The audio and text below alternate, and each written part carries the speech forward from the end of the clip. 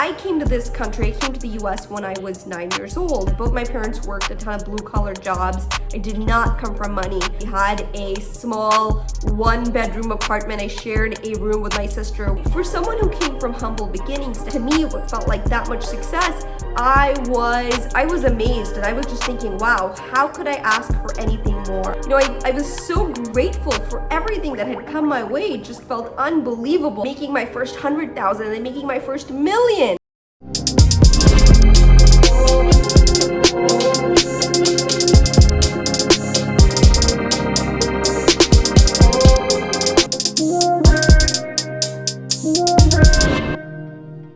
Hey everyone, it's Shama Hyder here, and I am turning 35 this Saturday. So it's sort of a big number, right? I guess when you're younger, 35 definitely seems big, and you know, it's been making me think a lot about what I've learned over the last few years, quite a few years. I've been an entrepreneur since I was 22. I started my company then. I was probably an entrepreneur from a lot younger than that even. I mean, I've been entrepreneurial since I was about 9 or 10 years old. I was always doing something entrepreneurial, but I started my company Zen Media when I was 22.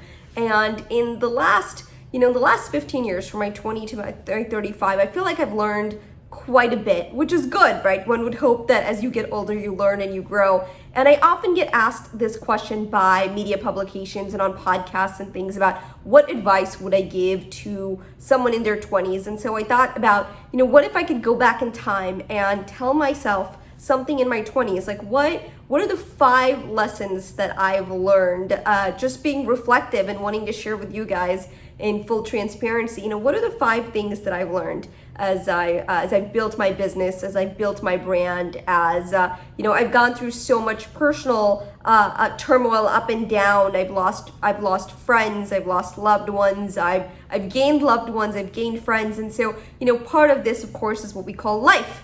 And so here's what I've learned. Here's 5 things that I've learned in my 20s that I wish I could go back and tell myself now. You know, the first thing would be to think bigger. I wish I could go back to my 20-year-old self and say, think bigger. And what I mean by this is, you know, when I started my company, I had a lot of success right out of the gate. And a lot of it was right time, right place. Here I was helping people understand social media when it was such a relatively new thing. And I think that gave me a lot of credibility in the industry. It led to very quick successes, especially after we had some really cool client wins. And it just sort of, you know, it grew from there. But I came to this country, I came to the US when I was 9 years old. I was an immigrant, I am an immigrant. And so, you know, to someone who came from that world, and both my parents worked a ton of blue collar jobs. I did not come from money. We had a small one-bedroom apartment. I shared a room with my sister well until I always shared a room with my sister until I went off to college practically. So, you know, for someone who came from humble beginnings to have that, to me, what felt like that much success, I was amazed, and I was just thinking, wow, how could I ask for anything more?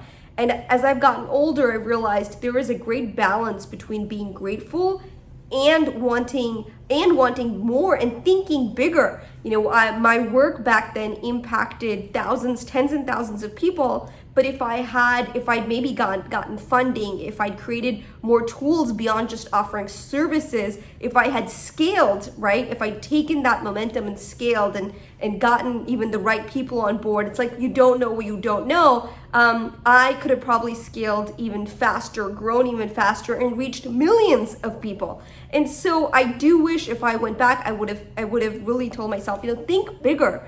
Think bigger than where you come from. And again, I was just so, you know, I was so grateful for everything that had come my way. It just felt unbelievable.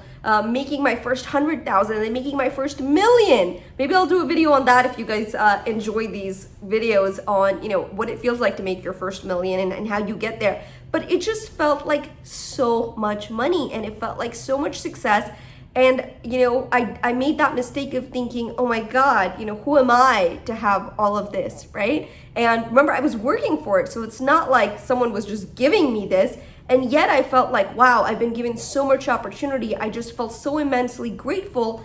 And I'm now realizing, right, I realized over the last few years, it's good to feel that way and think about how you can make a greater impact, how I could have reached even more people. So I do wish when I went back, if I could go back to my 20-year-old self, I would say think bigger. There's a lot of studies that show that women don't get as much VC funding. They actually get very little VC funding compared to venture capital funding compared to guys. I think part of it is because women often do think smaller. They think, in terms of succeeding, of getting something out there, where guys are the ones that often go in and pitch an idea that seems absurdly crazy big. And I think that's something that women can learn. I think we can take a page out of the book from guys, and some guys think small too. So it's not a huge generalization, but I do think from the female entrepreneurs I've met compared to the guy entrepreneurs, they tend to stick more to lifestyle, or this is my lane, or wow, this is so cool. And I would urge everyone to think bigger. So if you're watching this and in your 20s, 30s, 40s, doesn't really matter where you are in life right now, but definitely think bigger than what you're thinking now. Think about how you could reach even more people, how you could scale your vision. The second thing that I've learned is it is lonely at the top, but it's only lonely at the top if it was also lonely at the bottom. And what I mean by this is so many times people feel like they'll blame money or success for some of the downsides, right? Like, but the truth is the people who've had those friends, who've had that success, were good with relationships then, are able to be good with relationships now. And so I find that to be a funny thing where people say it's lonely at the top. And, it can be lonely at the top if you didn't work on yourself.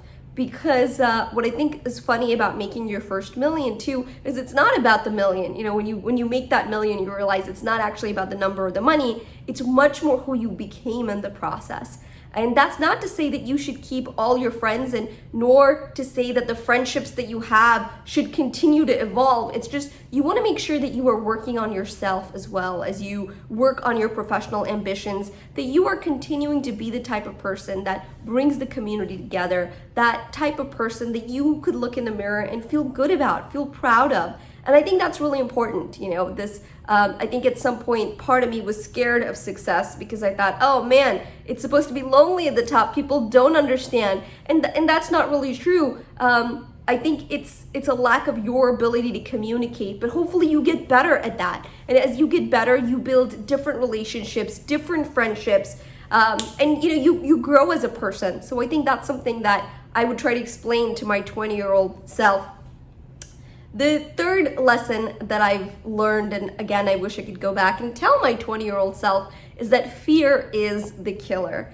So many of the things that we do and more often don't do are a direct result of us being scared, right? And fear is an emotion. I think everybody feels fear. But if you hold on to that fear, you become scared. And when you become scared, you let yourself get scared, you lose. You lose opportunities because you're scared what people might think, what friends might say. I'm amazed at how many people I meet who care what strangers say.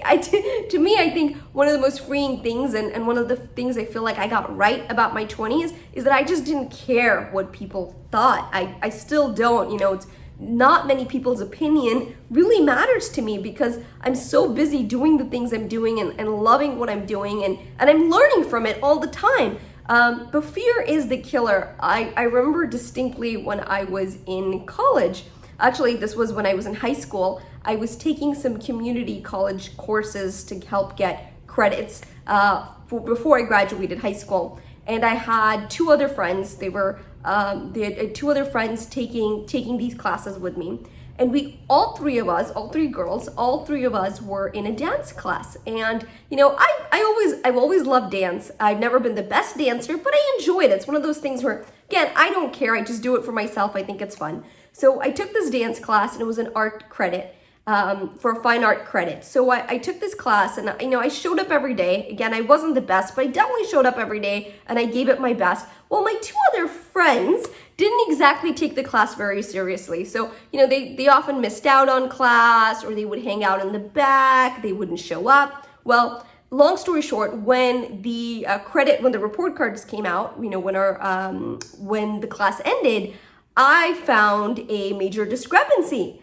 I had been given an F in the class. Oh, I'm sorry. I'd been given a C. That's right. I got a C in the class, and they both got A's. Which I thought, there's something really fishy here, because I know I showed up to class a lot more and I definitely made a lot more effort. And then I realized what had happened. The teacher had confused the three of us. So all three of us being, brown girls, Indian, Pakistani, South Asian descent. And the teacher, I figured, had really just gotten confused. She'd seen three girls hanging out together and couldn't keep their names straight, whatever. And then I was convinced she had just switched our grades. And I thought, if I just go to her and explain this should get sorted out, right? I should be able to get my grade. So I told my friends, I said, guys, I'm gonna go talk to her because clearly this isn't right. There's been a mistake. I shouldn't have gotten a C. And they said, well, wait a second. If you go tell her the truth, this is what'll happen. What'll happen is she will realize her mistake, you will get the A, and then we will end up with C's. And, it's really funny because real good friends wouldn't do that. They would never stop you from going out there and correcting a mistake and getting an A. And because I was so scared at that time, and I thought, I don't want to lose these friends, and I don't want to upset them, and I don't want to hurt them, and I didn't, and who knows, the teacher might not even change their grades, but I was so scared I never tried. Now, okay, so I got a C on my record now. I guess not a huge deal. I was getting it for college credit. Now, lo and behold, a few years later, these girls were no longer my friends. We were not friends. It was one of those high school friendships that fades. I was in college, I was getting ready to graduate, and I was called into my my college, my admission officer's office, and she told me, your fine arts credit short. And I thought, how can that be? I'd taken the fine arts class. And she said, yes, but a C doesn't transfer over. And as you can imagine, I was livid. I was so upset that I accepted the C, and it wasn't even a fair grade. And I hadn't spoken up for myself. I'd been too scared, right? I'd let fear rule the day, and I had to retake a class. I had to retake a class in community college all over again just to get that one credit. And it was, hours of my time wasted. It wasn't anything to do with my major. And it was just to fulfill that credit. And had I actually stood up for myself, had I not been scared about what my friends would think or how it would impacted everyone, I would have gotten the A, and I would have been able to keep the credit. So I would say, fear is the ultimate killer. And that's just one small example in the ways that fear can hold you back. So the fourth lesson I've learned is real confidence isn't bravado. Don't be fooled by any of these people who say, fake it till you make it, or pretend like you're confident. No, I think it's actually good to embrace not feeling confident all the time. Real confidence isn't a given. It's not something you're entitled to. It's something that you earn over time. I can tell you that when I first started speaking, for example, or doing videos or any of this, I wasn't confident, but I didn't pretend to be, nor did I think that I should somehow magically feel confident. I hadn't created value yet.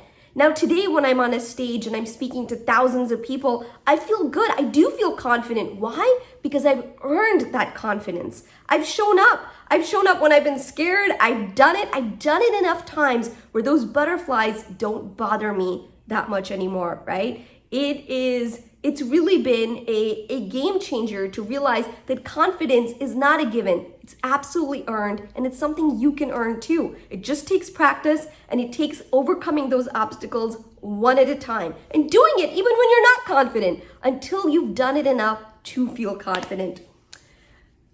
Number 5, this is something that I've learned about relationships. This is the most important part. Just because you understand what's wrong, the opposite of that doesn't make it right. I'll say that again.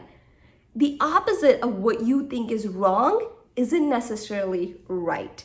And here's what I mean. If you're anything like me, then chances are growing up, you saw your share of dysfunctional relationships when you looked around. You just saw people who weren't in great relationships. And oftentimes when you're young, you make the connection that because they were doing X, Y, and Z. If you do the opposite of that, then you will be happy. But that's not necessarily true. And I wish that I'd known that in my 20s. So for example, when I was growing up, I often found that, in a relationship where it wasn't great, there'd be a lot of conflict, right? And the conflict would come because people would fight. Someone would say something one didn't agree with and they argued. So to me, in my young mind, I took that and I saw the opposite and I thought, so that means that conflict-free relationships are good relationships. But turns out that's not true either. See, a lot of times when you grow up seeing dysfunctional relationships, all you learn is what not to do. But it doesn't mean it automatically teaches you what to do. I'll give you a small example. I adore my parents. One of the things they often argued about was having separate bank accounts, as in my dad wanted separate bank accounts, my mom wasn't a fan. So they always argued about this. And it was a small argument, but as a child, it bothered me. And so as I got older and into relationships, I decided that I was never gonna have this argument and I would let my partner do it however they wanted to do it and I'd be fine with it.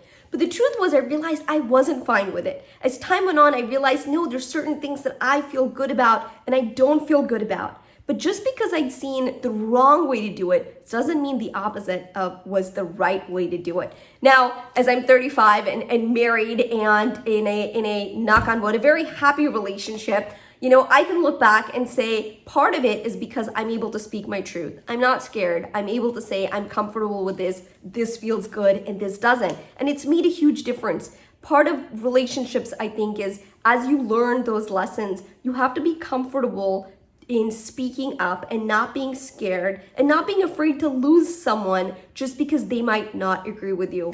Anyways, those are some of the lessons I've learned, guys, as I celebrate my 35th birthday this Saturday. Wishing you were all here with me and we could celebrate, but of course, times are challenging right now. Leave me a question. If there's something that you wish that I would expand on or share, or things that you want to learn about entrepreneurship or relationships or friendships or whatever it is, I'm happy to help answer. I'm hoping that you guys are enjoying these videos. And if you are, subscribe, stay in touch. I look forward to reading all your comments. Bye.